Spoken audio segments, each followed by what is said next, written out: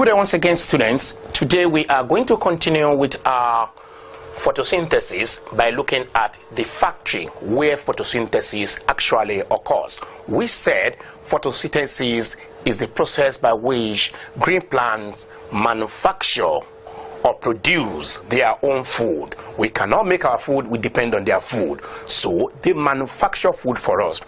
So for this food to be manufactured, they need energy, and we have talked about this energy.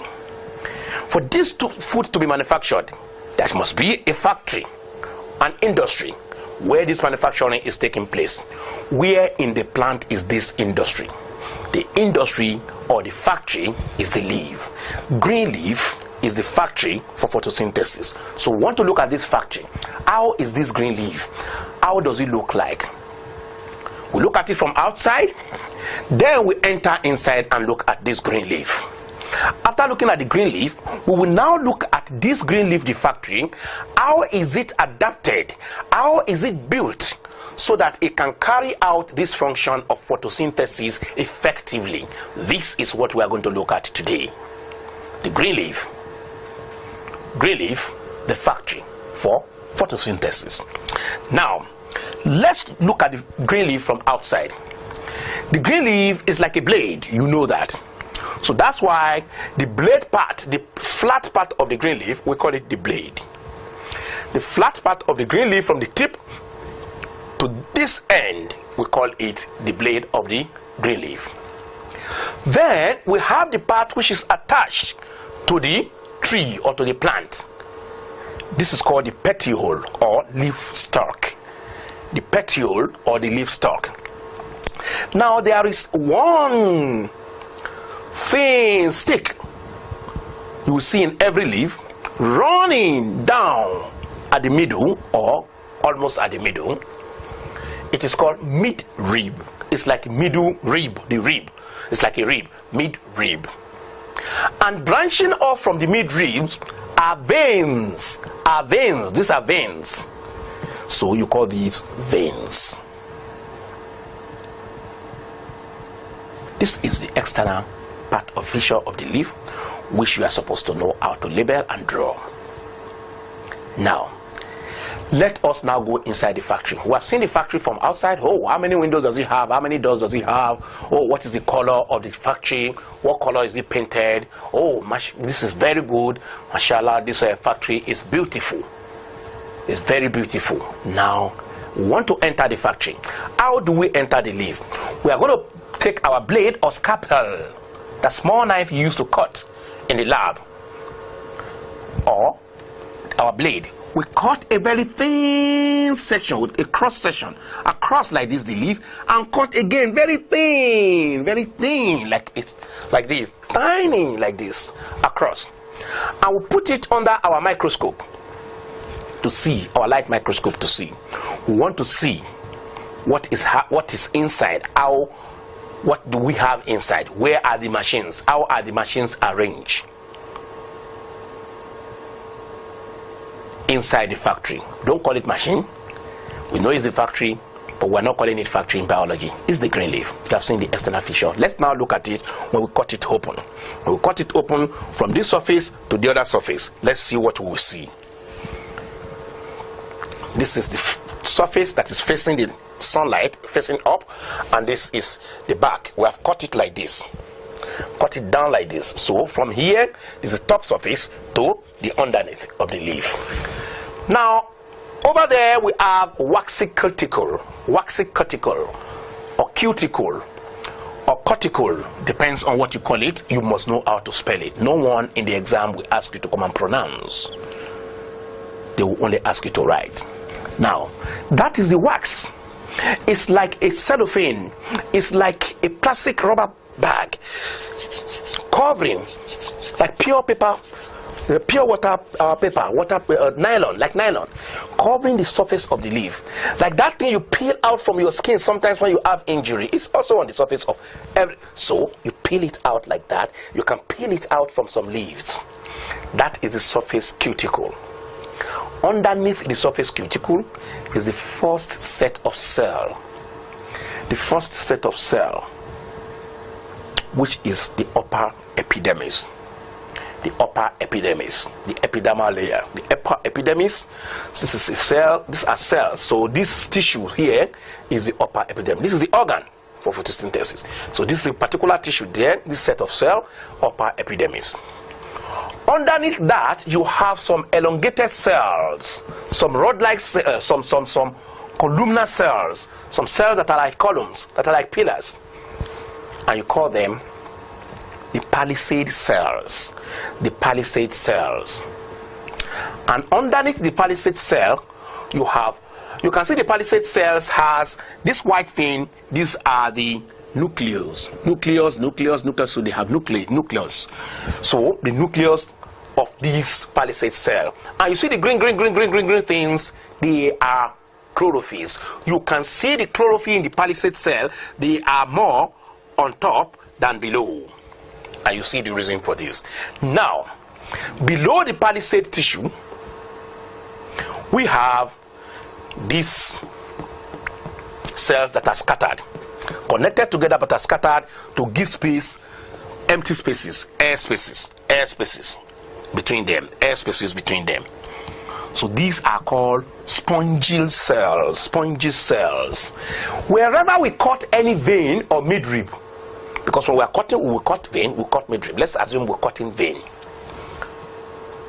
We see this thing is a bundle. It's called vascular bundle. So this is in our what? In the vein. So this vascular bundle contains two conducting cells. These are the xylem. This is the xylem. Xylem, conductive tissues. Let me say two conductive tissues. This is xylem tissue and this is phloem tissue. And you see what they do soon. So we have seen the waxy cuticle on top. We have seen the epidermal layer or epidermis, upper epidermis, and we have seen the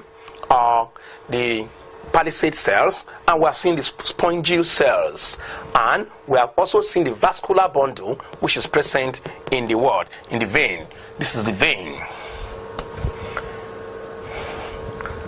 From here to here, all these things here, they are in the veins. No, not to here.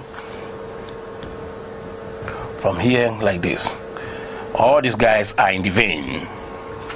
Now, we also have inside the vein xylem tissue and phloem tissue. They are conducting tissues, which helps you to conduct water, and which helps you to leave, and which helps you to conduct prepared food away. We'll look at this soon when we enter transport system and you understand better.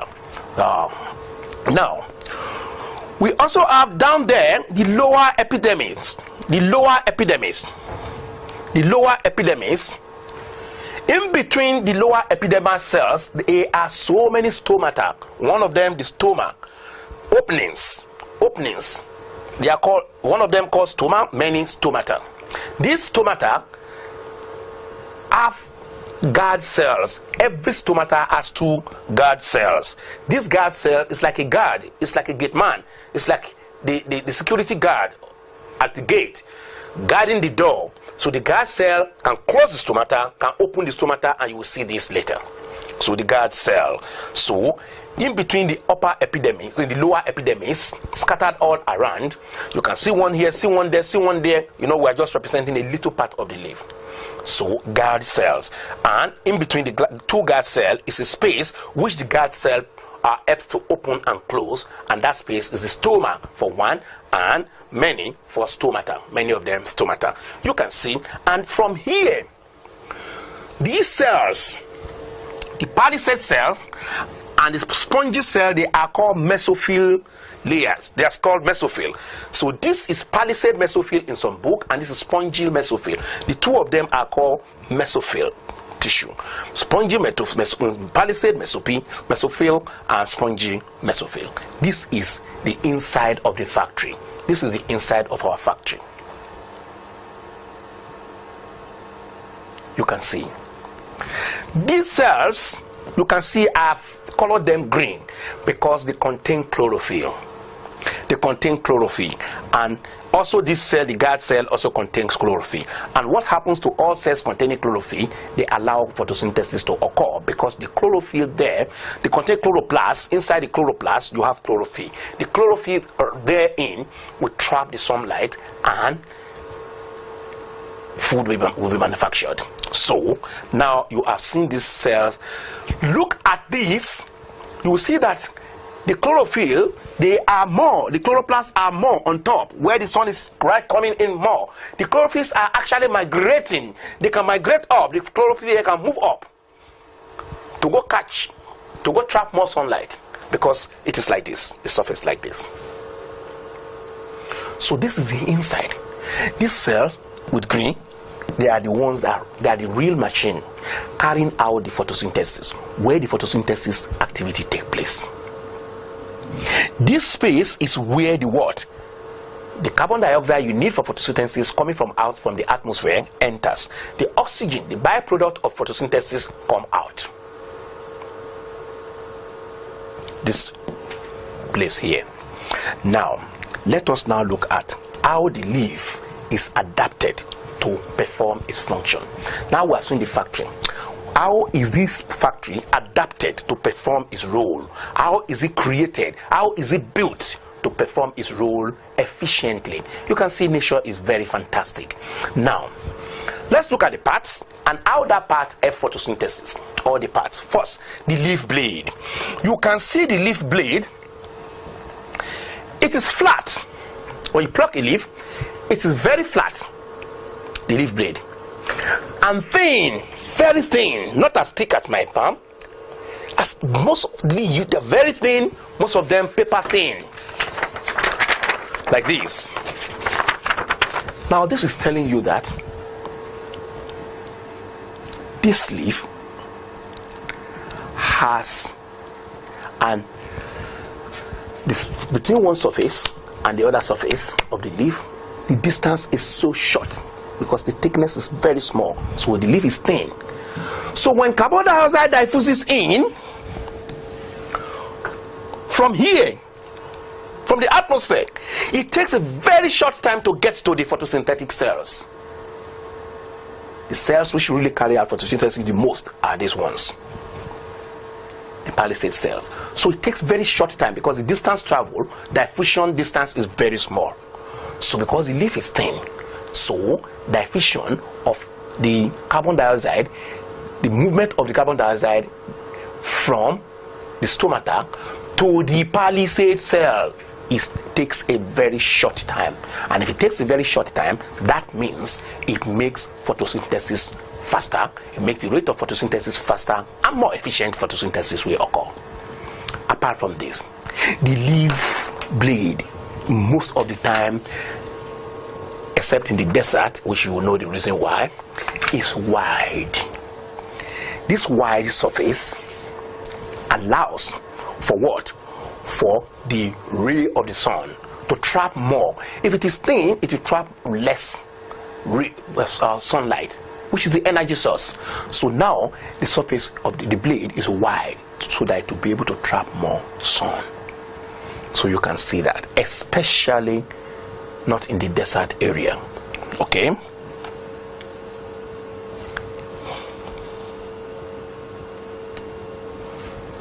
We said the leaf blade. How is it adapted? Structural adaptation of the leaf blade. The leaf blade is wide and flat. Therefore, it creates more surface area for more sunlight absorption. 2, the leaf blade is very thin to ensure that the diffusion of gas is most efficient.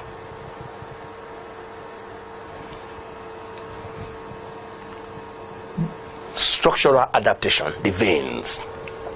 The veins. The veins must carry water to all the photosynthetic cells here. The water coming from the stem enters here. The vein is also then goes into the vein, the midrib, and the veins. The veins carry this water to the photosynthetic green cells here. So why? How is it able to do this? Because it's like the factory. The factory has pipes laid down, 2 pipes in one big giant hole on the ground, one big tunnel. The 2 pipes pass to your machine to take the raw materials to your machine and to take the final product away from your machine. Same thing. Inside the vein, inside the midrib, we have what? We have conducting tissues, the xylem and the phloem. The xylem is responsible for conducting water from the root to the stem, and from the stem to the midrib of the leaf, from the midrib to the veins, and finally to the cells. So what are we saying? These veins, if the vein does not have conducting tissue like xylem and phloem, if it does not have xylem, water will not get to these cells here, the green cells here. Then phloem is another conducting tissue which helps you when the glucose is manufactured, when the food sugar is manufactured. It conducts the sugar away, takes it away to other parts of the plants where they are needed, where the sugar is needed. So vein is well adapted. The vein is that hole, is that tunnel where the pipes are laid to your machine that takes in raw material to your machine and bring back the finished product. So the veins is structurally adapted for photosynthesis, because leaves have veins within which are conducting tissues, xylem and phloem, which helps to bring water from the roots to the cell and the leaf, in the leaf for photosynthesis, and carry glucose away from the leaf to other parts respectively. The sugar that will go away may not be in form of glucose, it may be in form of sucrose, and it may be in form of glucose. It doesn't matter. And carry sugar away if you want to be safe from the leaf to other parts respectively. That is the structural adaptation of the vein, because it has that. So it helps in photosynthesis. How does stomata help in photosynthesis? Those holes in between the lower epidermal cells, the holes there, how does it help? These holes found on that side of the leaf, or on the surface of the leaf, let me write this as surface of the leaf, through which carbon dioxide diffuses in and oxygen diffuses out.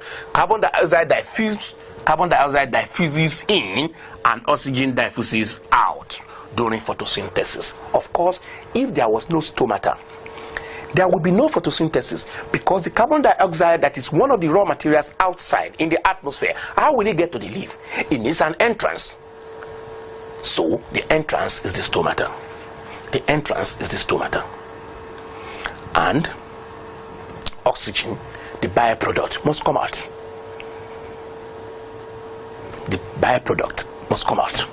So it comes out through the stomata also.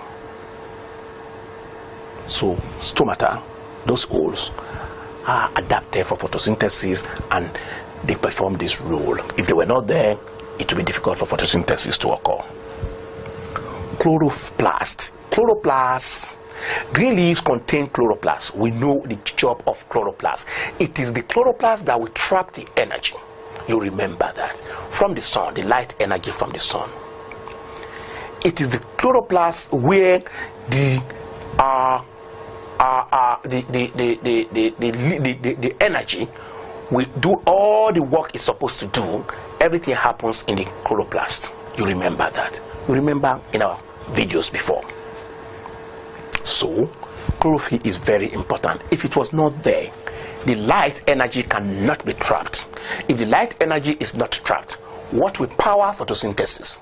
What will energize photosynthesis? What will be the petrol of photosynthesis? We're not saying photosynthesis has petrol, but it needs energy to carry it out. You are building up food, you are producing food, so you need energy. So photosynthesis will only occur in areas where chlorophyll is present. We have already seen variegated leaves, areas that are not green without chlorophyll. We can see that we have performed the experiment and we have seen that photosynthesis do not occur in these areas. So you can write that down. Green leaves contain lots of chloroplasts, which contain chlorophyll, responsible for absorbing and transferring light energy to chemical energy used in the manufacture of food. It is the chlorophyll that will transfer that energy from light to chemical. Air space. The interconnecting air spaces in the mesophyll of the leaf ensures a rapid diffusion of CO2 in the mesophyll. If those interconnecting air spaces were not there, it would be difficult for the oxygen coming in to move. It will take a long time. The oxygen is coming in here. If not for these interconnecting air spaces, the oxygen will only get to this place and it will not go again. But because of this, it can get everywhere and touch all the photosynthetic cells, because you have the interconnecting air spaces. Did I label that? You can label these air spaces. This air spaces. If I didn't label it in my diagram.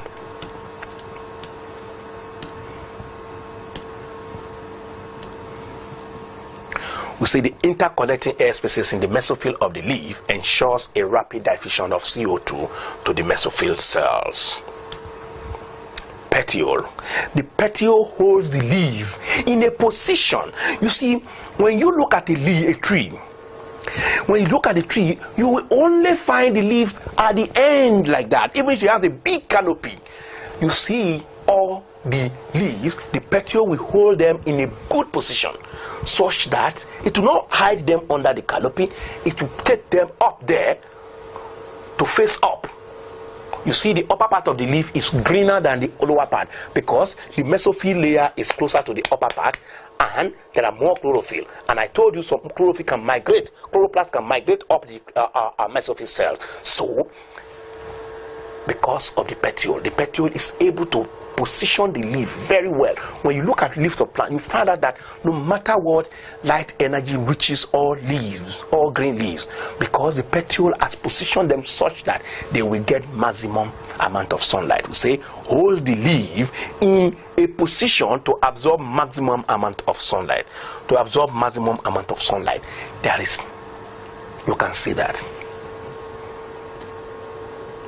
Another thing is this, which I didn't write. The cuticle. The cuticle. What does the cuticle do? I'll show you now.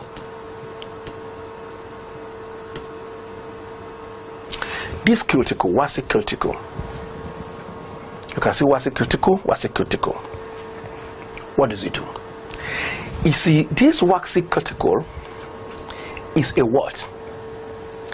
It's like a transparent plastic or waterproof material like nylon, which does not allow water to escape and to go in anyhow.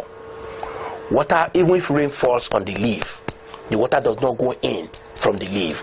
The water must also come up through the roots, through the xylem to the leaf. Water cannot just leave. Otherwise, the only place water can live is the stomata, which we'll talk about soon in transpiration. So that surface is covered, the surface of the leaf up and down, covered by that waterproof, which will not allow water to come out. Because it will not allow water to evaporate, the water coming for photosynthesis from here, passing to this cell, will not go out by evaporation. It protects the leaf from desiccation or from drying up. It protects the leaf from losing water. That is the cuticle. From losing the water meant for photosynthesis. Don't forget that. If leaf will lose water, it will lose water through the stomata as water vapor. And that there's a reason for that, which we will see soon in transport system. So the cuticle has the adaptation because it is waterproof. It does not allow water to evaporate from the surface of the leaf, from the both surfaces of the leaf, to prevent desiccation or drying up. To prevent desiccation or drying up. that's that. Let me look if I have any other part I've not talked about, and if you see anyone, you can let the teacher know. You can let the teacher know. We've talked about this one, the airspace, this. We've talked about all this. Now, the guard cell I didn't talk about also. Please write these two things down. I did not write. I talked about now the cuticle. Waxy cuticle is a what? A waterproof cover on the two surfaces of the leaf, which prevents evaporation of water from the leaf. And if the water is not evaporated anyhow, there will be more water. There will be water available for photosynthesis, and it will prevent the leaf from drying up. That is the waxy cuticle. And this is a guard cell. Write that down also, just in another table. Guard cell. Guard cell helps in the opening and the closure of the stomata. Opening and the closure of the stomata. We know that photosynthesis occurs more at during the day or when light is present, and less at night or in darkness. So we are going to see when we enter the transport system, the opening and the closure of the guard cell. So guard cell helps you to control the amount of carbon dioxide that will come into the leaf. These are the structural adaptation of the leaf for photosynthesis. Now, students, you have seen all this. Should you still have any question about this factory, about this industry for making your food, the industry for providing the food all of us here in the universe will depend on, is the leaf. So don't joke with the leaf. Don't just pluck leaf anyhow and throw it away. Don't cut the trees anyhow. We'll talk more about this, why you should not cut the trees anyhow. So students, it's been your teacher, Dr. Afiz, saying, if you have any question, you know the right thing to do. Send in an email and he will forward to you another video custom made for you. And this video, custom made video for you, you will look at it and you will understand what he's saying. So within 24 hours this will be done. So good day and God bless.